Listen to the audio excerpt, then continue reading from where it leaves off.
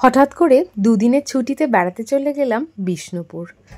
জয়পুর জঙ্গলটা পুরো ঘুরে দেখার ইচ্ছে ছিল, তাই জন্য মৌলিশা গেস্ট হাউসে আমরা থাকবো বলে ঠিক করেছিলাম। ওখানে গিয়ে যা দেখলাম, এত কুকুরের গন্ধ, রুমের ভিতর স্ট্রিট ডগরা ভর্তি ঠিক ঠিক করে শুয়ে আছে বিছানার ওপর, তারপর পায়রার গন্ধ। তাই চলে এলাম বনলতায়। বনলতায় দুটো রুম বুক করে আমরা দুটো ফ্যামিলি চলে এলাম। তো এখানে এসেই বসে পড়েছি ব্রেকফাস্ট করতে। ফাটাফাটি ছিল এই রসগোল্লাটা, এটা নাকি বনলতা স্পেশাল। ইয়া বড় একটা রসগোল্লা, 40 টাকা দাম। তবে হ্যাঁ, এটা বলতে হবে 40 টাকায় এই সাইজের রসগোল্লা কিন্তু আমাদের এখানে হাওড়া কলকাতায় পাওয়া যাবে না। জাস্ট দেখুন একবার। বাট খেতেও কিন্তু দুর্দান্ত ছিল, শুধু কিন্তু সাইজ না, মারাত্মক টেস্টি ছিল। আর আমি তো মিষ্টি লাভার, আপনারা মোটামুটি জেনেই গেছেন আমার সব ভিডিও মিষ্টি খাওয়া দেখে। মানে আমি হচ্ছে ফুডি বেসিক্যালি। তো এখন খাওয়া দাওয়া সেরে আমরা বেরিয়ে পড়েছি দলবল নিয়ে গাড়ি করে ভ্রমণে। তো এখানে মন্দিরগুলো দেখতে চলে এসেছি বিষ্ণুপুরে। ভীষণ সুন্দর সুন্দর সব পুরনো দিনের মন্দির, জানেন তো। আর এগুলো না খুব বেশি যে ভাঙাচোরা হয়ে গেছে এরকম না, তবে এরা কিন্তু মেরামত করেছে। বাট এখানে বৃষ্টি প্রচুর পড়ছে আজকে, আমরা মানে গাড়ি থেকে নামতেই পাচ্ছি না।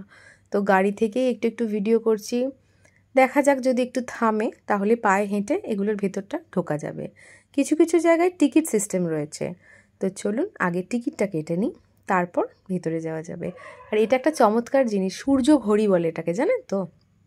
তখনকার দিনে এটা দেখে মানে ওই টাইমটা ক্যালকুলেট করতো আর কি।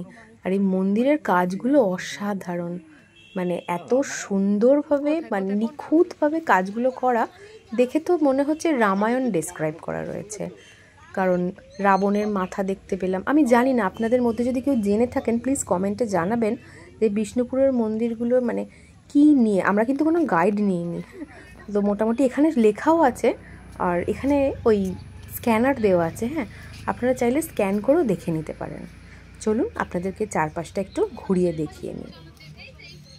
তবে খুব স্লিপারি হয়ে রয়েছে, এত শ্যাওলা টাইপের পড়ে রয়েছে না মাটির মধ্যে, মানে যেখান দিয়ে আমরা হেঁটে হেঁটে যাচ্ছি ইটের মধ্যে, ইট দেওয়া রাস্তাগুলো, এই যে ভীষণ শ্যাওলা। যেহেতু বৃষ্টি পড়ে চলেছে টিপটিপ করে কন্টিনিউয়াসলি, তার জন্য ভীষণ স্যাঁতস্যাঁতে গোছের হয়ে রয়েছে, খুব সাবধানে হাঁটাচলা করতে হচ্ছে যার জন্য।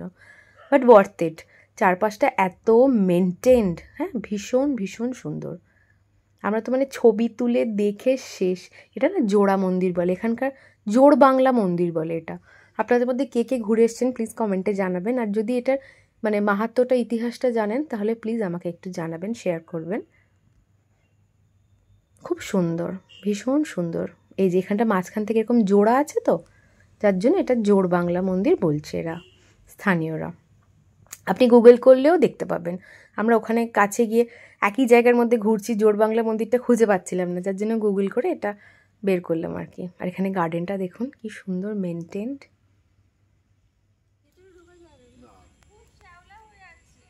বৃষ্টি কিন্তু একই ছন্দে পড়েই চলেছে, ঝিমঝিম ঝিমঝিম করে। কিন্তু যেহেতু আমাদের হাতের সময় খুব কম, তাই বিষ্ণুপুরের এই মন্দিরগুলো আজকেই আমাদের কমপ্লিট করে নিতে হবে। কারণ কালকে আমাদের জঙ্গলটা, জয়পুর জঙ্গলটা ঘুরে দেখার প্ল্যান রয়েছে। আর হাতে আমাদের সময় কিন্তু ঠিক 2 দিন। আর এখানে দেখুন মন্দিরের কারুকার্যগুলো কী সুন্দর। আর এখানে না কী সব ভাষায় কত রকম কিছু লেখা আছে, না বাংলা না সংস্কৃত, কিছুই বুঝতে পারছি না।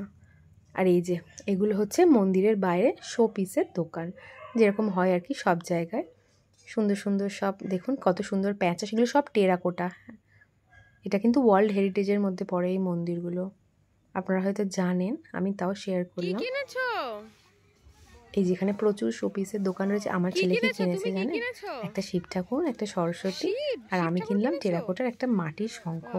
আমার খুব ইচ্ছে ছিল অনেক দিনের একটা মাটির টেরাকোটার শঙ্খ কিনবো। আর ঘোড়াগুলোর কি দাম, 18,000, 20,000 বড়গুলো, ছোটোগুলো 6,000, 7,000 এরকম দাম আর কি। তবে যেহেতু মানে এগুলো হস্তশিল্প, এগুলোকে সঠিক মূল্যায়ন করা উচিত আমার মনে হয় দেওয়া উচিত এদেরকে। আর এই যে আমরা এখানে চলে এসেছি, এটাও একটা মন্দির, ভেতরে ঢুকছি। এখানে সবই মন্দির যা আছে সব টেরাকোটার মন্দির। এখানে আমার মেয়েকে দেখুন ফটোগ্রাফি করে যাচ্ছে। আর এই দুটোকে দেখুন, আমার ছেলেকে আর ওর বন্ধুকে, মারপিট দাঙ্গা সারাক্ষণ, যেখানেই যাক মন্দিরে গিয়ে ওদের শান্তি নেই। এই যে আমরা চলে এসেছি ভিতরটা, শান্ত নিরিবিলি পরিবেশ চারিদিক, মানে ঘন্টার পর ঘন্টা এখানে আপনি কাটিয়ে দিতে পারবেন। তবে হ্যাঁ, এখানে বসার কোনো জায়গা নেই, এই আর কি। এটা হচ্ছে নহবতখানা, কত কিছু দেখার আছে, মানে পুরো হিস্টোরিক্যাল প্লেস, মানে আপনার প্রচুর সময় কেটে যাবে এখানে ঘুরতে ঘুরতে, সবটা ভালো করে পড়তে পড়তে। তবে হ্যাঁ, একটা গাইড নিয়ে নিলে ভালো, তারাই আপনাকে ঠিকঠাক করে বুঝিয়ে দিতে পারবে আর কি।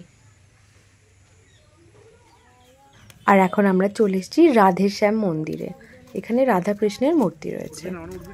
এই মন্দিরটা মানে এখানে লেখা আছে যে একসময় রাজার অনুমতি ছাড়া কেউ প্রবেশ করতে পারতো না, বাট এখন প্রবেশ অবাধ, যারা যারা ট্যুরিস্ট রয়েছে সবাই ভেতরে ঢুকে দেখতে পারবে, তবে একটা নির্দিষ্ট জায়গা পর্যন্ত। কেন কি মন্দিরের ভেতরে তালা দেওয়া রয়েছে, ঠাকুরমশাই বা স্থানীয় কেউ ছাড়া হয়তো প্রবেশ করতে পারবে না। এখানে দেখুন জগন্নাথ দেব রয়েছে, আর এই যে রাধা গোবিন্দ, খুব সুন্দর দর্শন হয়ে গেল প্রভুর। বহু পুরনো এই মন্দিরটা, দেখেই বোঝা যাচ্ছে। চলুন বাইরে গিয়ে একটু ফটো সেশন করে নেওয়া যাক। তো চলুন, ঘড়ির কাঁটা বলছে এখন দুপুর 2:30, আর এবার বেজায় খিদে পেয়েছে, বাচ্চাগুলোকে নিয়ে খেতে যাওয়া যাক। ওখান থেকে 5 মিনিট ডিস্টেন্সের মধ্যে একটা রেস্টুরেন্ট আমরা পেয়ে গেলাম, বেশ পরিষ্কার পরিচ্ছন্ন। ওখানে আমরা খেতে চলে গেলাম। আর প্রথমে ওখানে গিয়ে আমরা অর্ডার করে দিয়েছিলাম খাবারটা, কেন বাচ্চাগুলোর প্রচণ্ড খিদে পেয়ে গিয়েছিল, সাথে বড়দেরও। তো ভাত ডাল বেসিক যেগুলো হয় আর কি, ভাত মুগের ডাল আর আলু ভাজা, আর আমার ছেলে বলল ফিশ ফ্রাই খাবে, ওর জন্য ফিশ ফ্রাই। আর আমার মেয়ের ফেভারিট হচ্ছে কচু পাতা চিংড়ি, তো এগুলোই আমরা অর্ডার করে দিয়েছিলাম। আর হ্যাঁ, চিংড়ি মাছের মালাইকারিও ছিল, দুটো বাচ্চাই খেতে পারবে যাতে করে, আমার বাচ্চাটা আর আমার বান্ধবীর যে মেয়ে ও, তো ওরা দুজন বললো আমরা চিংড়ি মাছ খাবো। তো এই সব করে আমরা এখন খেতে বসে গেছি। আর এখানে পাকা বুড়িকে দেখুন, ক্যামেরা অন দেখে হাই করছে। আর ও কিন্তু আমার চ্যানেলের খুব বড় মানে ফলোয়ার্স বলতে পারেন, আমার সব ভিডিও দেখতে দেখতেও বাড়িতে ভাত খায়। হ্যাঁ, এটা ওর মা বলে আর কি সবসময় আমাকে। তো যাই হোক, তো এখানে আমরা লাঞ্চ শুরু করে দিয়েছি, কারণ ঘড়ির কাঁটায় এখন 3টে। তো খুব প্রচণ্ড জোরে খিদে পেয়ে গেছে সবার মোটামুটি। তো এখান থেকে লাঞ্চ করে বেরিয়ে যাব, আর কোনো এখন সাইট সিন করবো না, তারপর সন্ধেবেলা দেখা যাবে। সেরকম কোনো অ্যাজ প্ল্যান নেই, ইচ্ছে আছে একটু সোনার বাংলাটা ঘুরে দেখার। এখানে জয়পুর সোনার বাংলাটা খুব ফেমাস, তো আমরা এখানে রুম পাইনি বলে থাকতে পারিনি জয়পুর সোনার বাংলায়। তো আমরা আছি বনলতাতে। তো চলুন আগে ফাটাফাট করে লাঞ্চটা ফিনিশ করে নেওয়া যাক, দেখতে থাকুন ভিডিওটা। এই হচ্ছে সেই ফিশ ফ্রাই, দেখে তো ভালোই মনে হচ্ছে, একদম জায়েন্ট সাইজ। আমার ছেলে ভীষণ এক্সাইটেড ফিশ ফ্রাই দেখে। আর এখানে আমি নিয়ে নিয়েছি কচু পাতা চিংড়ি। কচু পাতা চিংড়ি দারুণ লাগে আমার এই আইটেমটা।